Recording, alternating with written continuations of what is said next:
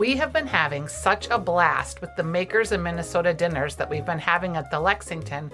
We've decided to change up the format a bit and have a spring cocktail party. That way, more people will be able to experience all of the great makers that we get to talk to. We're going to be having Prize Brewing, Vicre Distilling, Wild State Cider, Dash Fire, Crooked Water Spirits, Redlocks Whiskey, Lovejoy's Bloody Mary Mix, Denord Craft Spirits, Edina Roastery, J. Carver Distilling, Sweet Haven Tonic, Tattersall, Cherub Shrubs, Muddle and Mint, and Popped Corn, Salad Girl, Patty's Spice Nuts, the Salsa Collaborative, and Tiarina Spices, all there at the Lexington during this cocktail party so that you can taste all of the unique Minnesota-made products that we have to offer.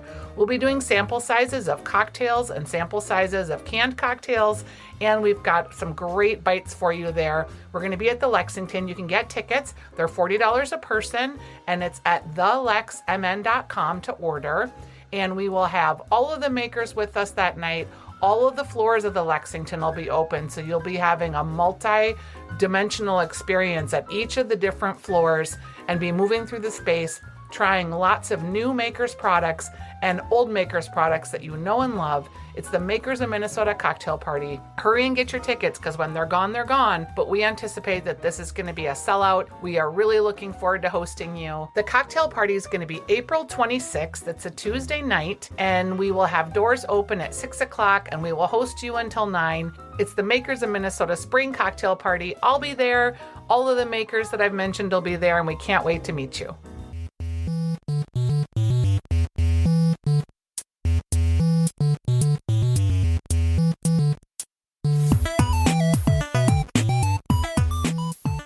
Hi, this is Stephanie Hansen, and you're listening to the Makers in Minnesota podcast, where we talk to cool people doing cool things.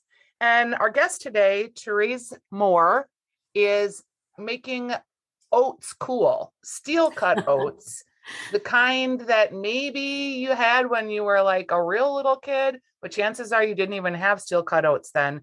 But Therese, you are with 3 Bear Oats, and you Yes. are revolutionizing, I think, like bringing back the grain bowl and the oat bowl in the freezer section of our grocery store. Welcome to the program. Thank you so much, Stephanie. I love being here. Thank you for asking me.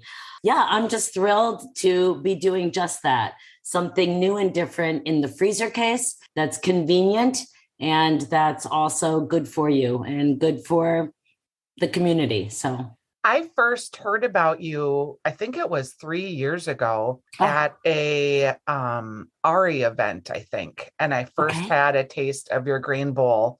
The packaging was a little different then. It had like a clear window, and it was kind of, maybe it looked a little kid-friendly-ish. And when I saw you just recently at a Women Who Cooks event, which, by the way, just quick plug for that organization, it's an organization for women who make or are in the food business in the Twin Cities.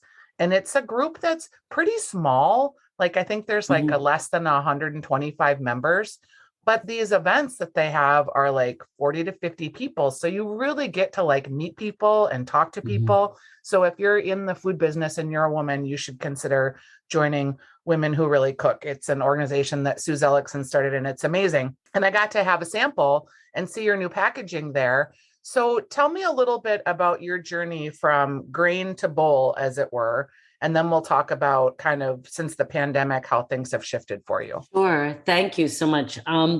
So yes, completely true. I started this business in 2018, and it was actually a confluence of 2 really very different things. One being that I have a European upbringing, and I really value. Where'd you grow up? Oh, well, so my dad actually is from Luxembourg. Okay. So this teeny tiny country between Germany and France. And he grew up there. And because of that, and when you grow up in Luxembourg, you learn 5 languages right off the bat, but you kind of have to. So you have German and French and a few other things. So I spent most of my childhood actually in France. My dad was transferred over there. And so really until the age of 15, I was living in Paris, and I really grew we traveled a lot, but we didn't know how long we were going to be in Europe. So my parents took us everywhere. And I had a real appreciation for food, not only as something that, put in your mouth, but, really as an experience and as a joy and so on. And so knowing how Scandinavians eat oats, which is mostly savory, and in the evening, I decided to explore that a little bit. And then that mixed with the fact that one day, being a teacher at the time, I was teaching sixth grade French, actually. Cute. And I was also having a dinner party. And a couple of hours before the dinner party, where I was making a big pasta meal with mushrooms and leeks and Parmesan cheese with the rigatoni, I realized that one of the guests is celiac and was not going to be able to have my meal. And I thought, oh my goodness, what am I going to do? And I thought back to savory oats and thought, you know what? I'm just going to take this recipe and put it with the oats and tell her it's like we'll be honest, but say it's like a risotto. Yeah. And that was way before COVID, where everyone had everyone's forks and everyone else's food. You know how it used to be. Everyone picking at other people's things.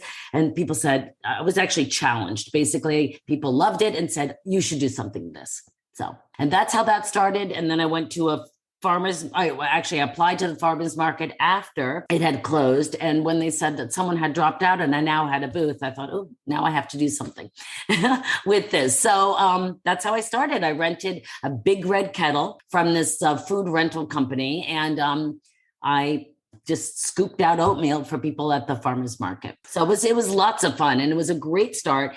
And actually, a little shout out to farmers markets. They are a wonderful place for women, for entrepreneurs. And it's a great place to do a lot of research, which is exactly what I did. So I thought about, and asked people what they liked, what they didn't like, what was going on.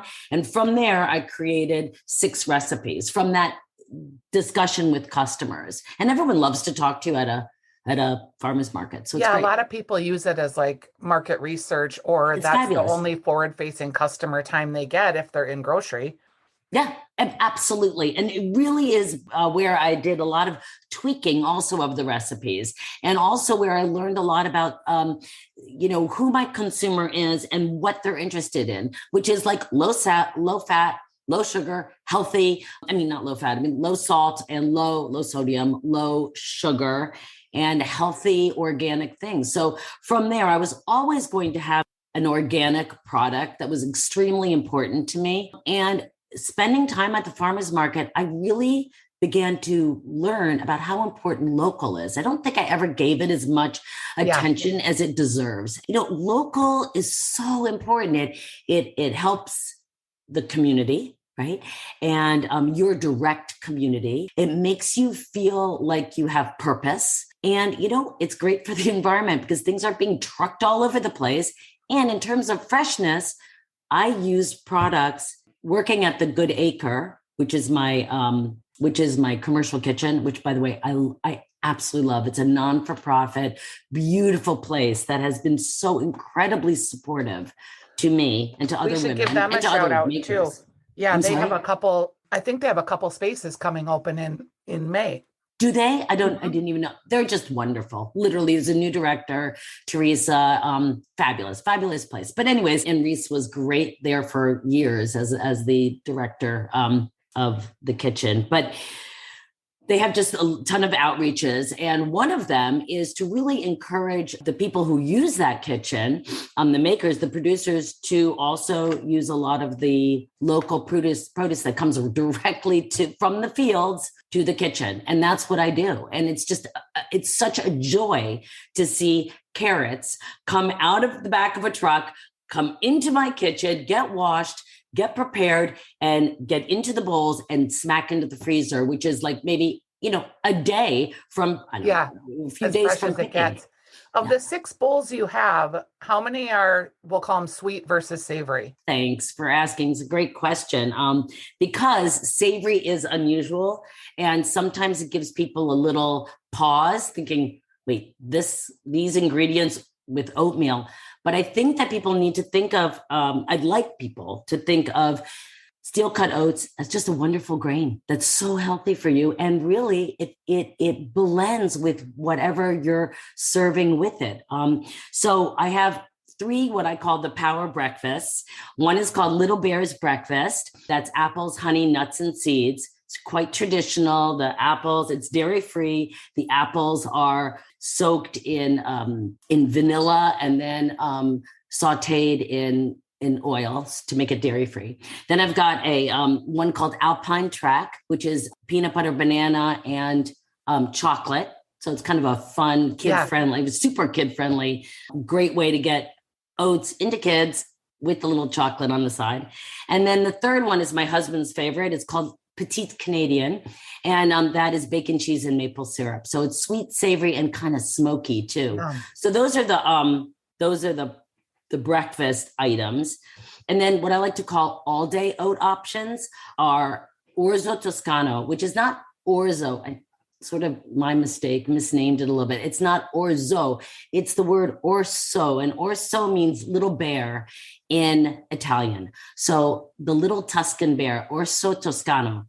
And orso toscano, I like to think of as a risotto. So it is mushrooms, leeks, Parmesan cheese, olive oil, and basil. And you can think of it, it reminds you maybe of a risotto. It's lovely to eat on its own. It's lovely. It's a vegetarian dish. If you're a vegetarian, it's lovely to chop some tomatoes into it. It's kind of nice. Or serve it with chicken if you're not a vegetarian. And then the last one is cottage garden.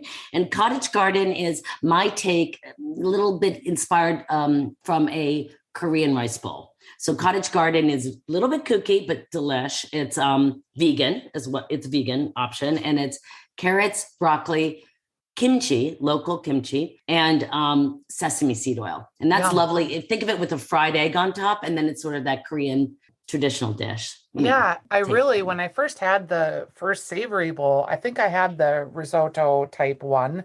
And just the textures, the oatmeal, and then there was some vegetable in it. And then I think it had pepitas, something that was crunchy on top. Yeah. It was really just delicious. And I have to tell you, you've inspired me to, like the other day I was doing something with barley and I kind of overcooked it.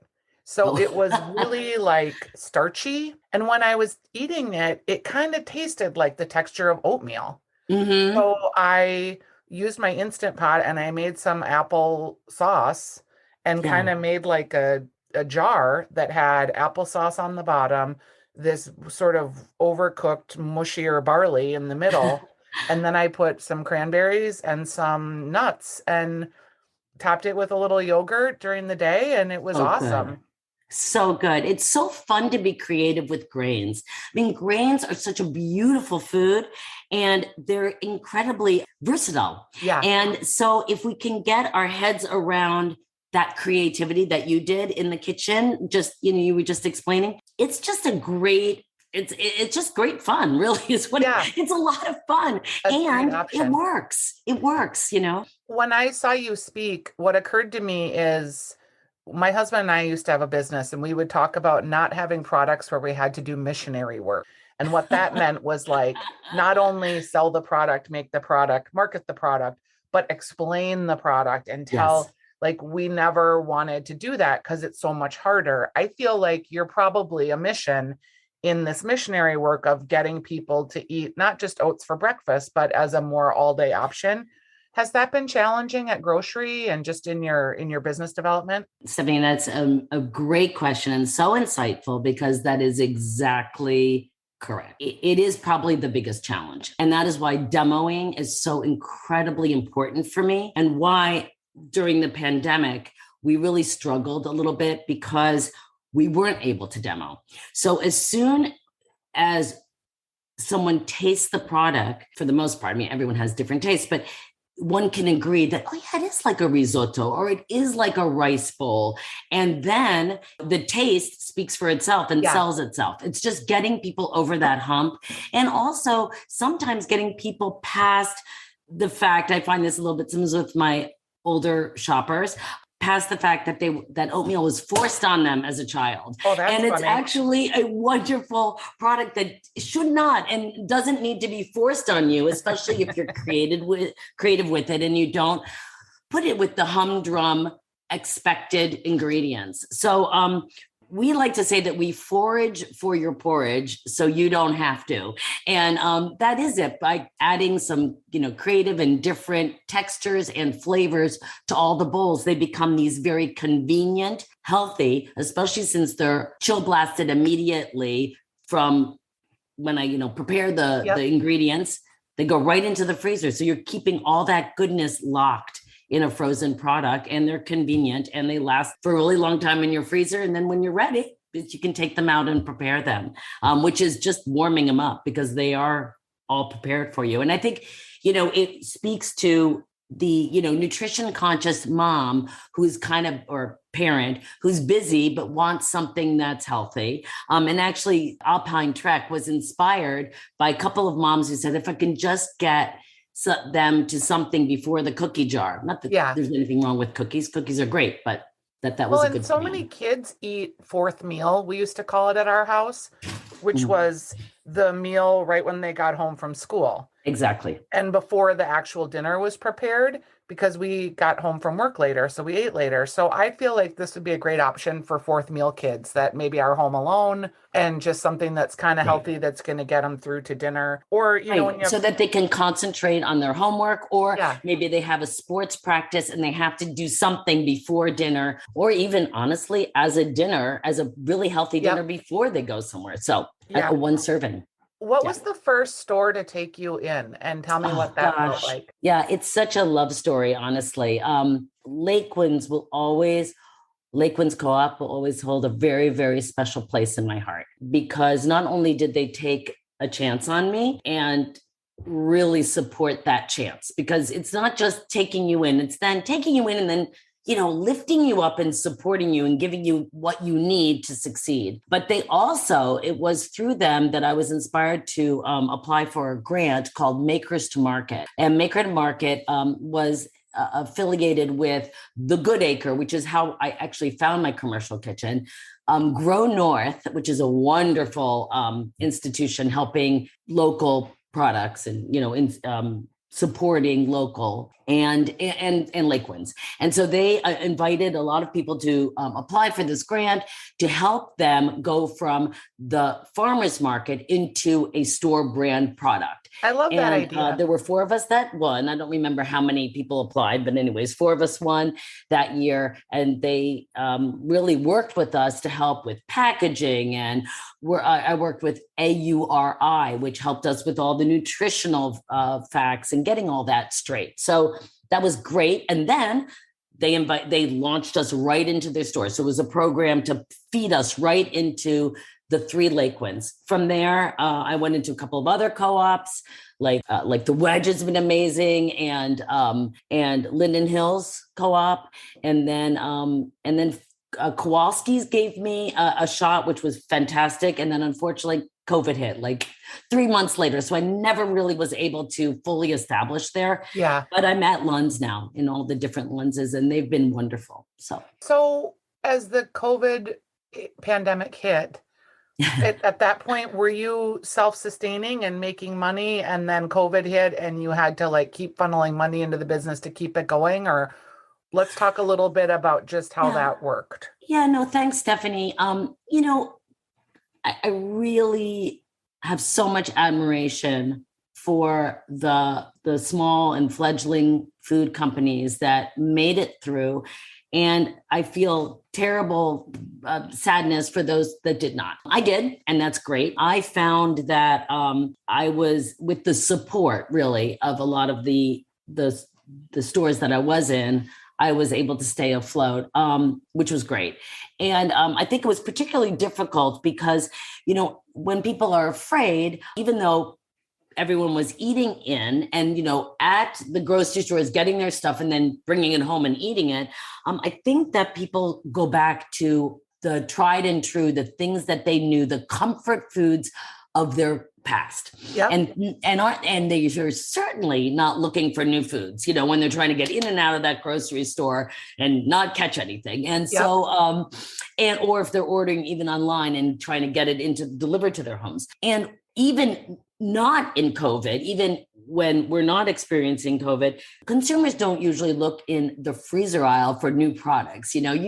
People go to the freezer aisle to get the things that they know they want, that are on their list: the frozen pizza, the ice cream, the peas, Right. and they're out. And it's cold. It's a cold aisle. It's not warm, cozy, and fuzzy. Although it's becoming more of bringing farm fresh to the freezer aisle. It's comfort to the freezer. I'm seeing more and more products that offer that. But during COVID, certainly that was a little bit of a challenge, but it worked out. And I had faith that the product would do well. And actually, it was a weird blessing because there's always a silver lining to everything. There just is. Yeah. And the silver lining here was it gave me a moment to think, to review my packaging, to change the packaging so that it shows up better. It used to be a crafty, and you were saying, Stephanie, that you'd seen it earlier. It was a lovely package. I loved it. It had a window. It was fabulous. The fact of the matter is the window doesn't really work in the freezer aisle. It's not a plus, a window, because it's behind the freezer glass and it just doesn't really pop. And the window also prevents color to allow the product to pop and to really share some of the benefits. And actually by changing my packaging, which was great. And I had that opportunity because I had that time. I was able to do a lot of the product call outs, like it's super high in fiber. It's got, 12 to 14 grams of protein. So, those things I hadn't really called out before. So that's interesting to think about, because I did think your previous packaging was super cute. Yeah. But I can see that you had to repurpose it because of the freezer section having a whole different requirement of what's going to look good. Yeah. And I'm not thinking about looking at that cute packaging in a freezer section. So that's really interesting to me. And also, if you look at packaging as real estate for your attributes for your product, with that window, you're right. You had like a third less space for attributes. Exactly. I was trying to be because I'm extremely proud of the product, and I am 100%, I can stand behind it, that it is super clean in the sense that there is nothing in those bowls that you would not be proud to have in your refrigerator or in your pantry. Nothing. You can pronounce every single ingredient that is in my bowl. And so I wanted to show that with transparency, having a window, like this is what you're going to get. The problem is that window clouds over on in the freezer case, and you really can't see it.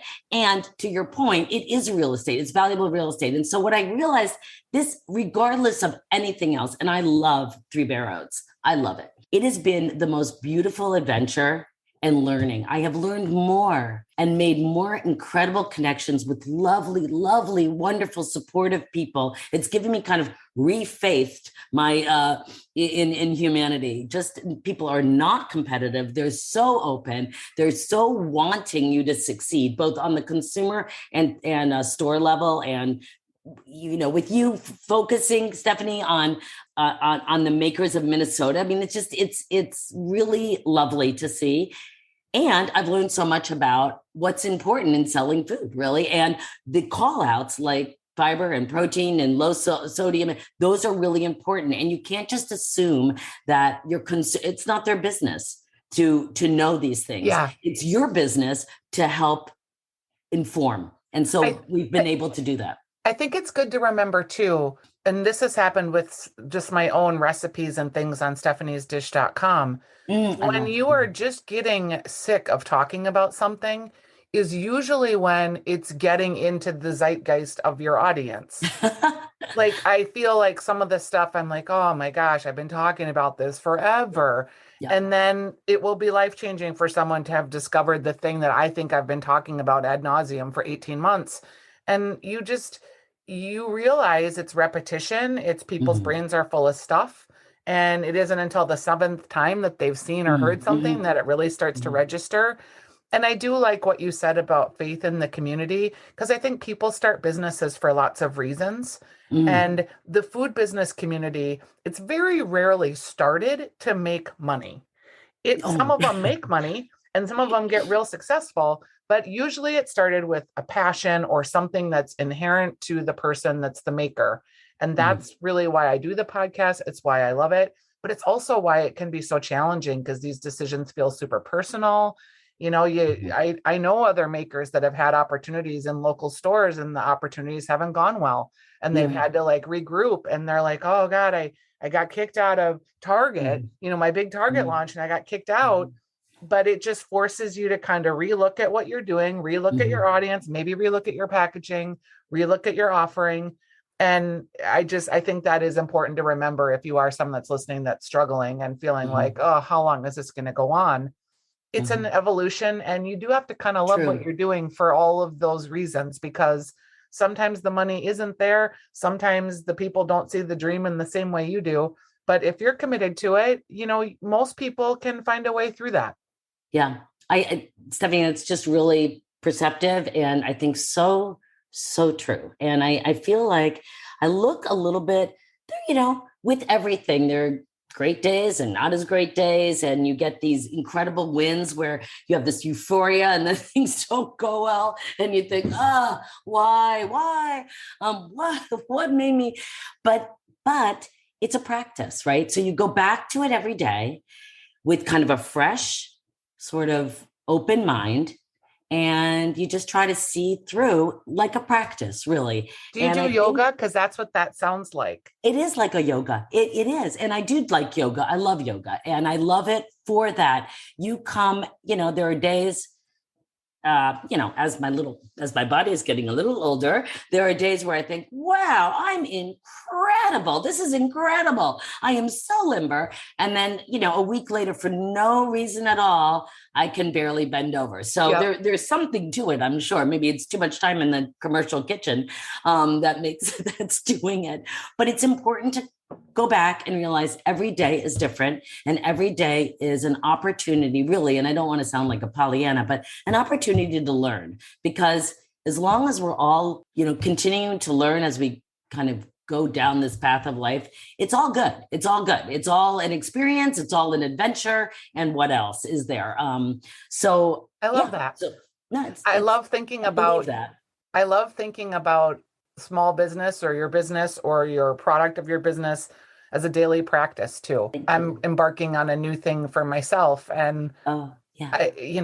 being a cookbook writer is not for sissies. Let's just put it that way.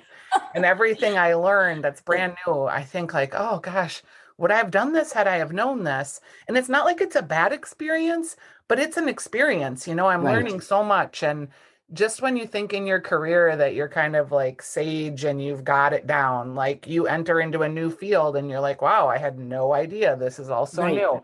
So you've given me inspiration Oh, to gosh. just think about that too on a daily basis. So I appreciate that. Trace Moore, it is 3 Bear Oats. They are steel Thank cut you. oats that you can find in your freezer section. They Yes. are delicious. Oh, And thank thanks for you. inspiring me. It was great to meet you and to hear your story on the makers of Minnesota. It was fun to talk with you. Thank you so much. And I really enjoyed this tremendously. Me too. And, if you have any other questions about my business, you can go to my website, or I'm on Instagram and also at 3bearoats.com. So I'd All love to right. share ideas with you. Thank you. We'll connect soon. Thanks so much, Okay. Stephanie. Bye bye. Appreciate it. Bye.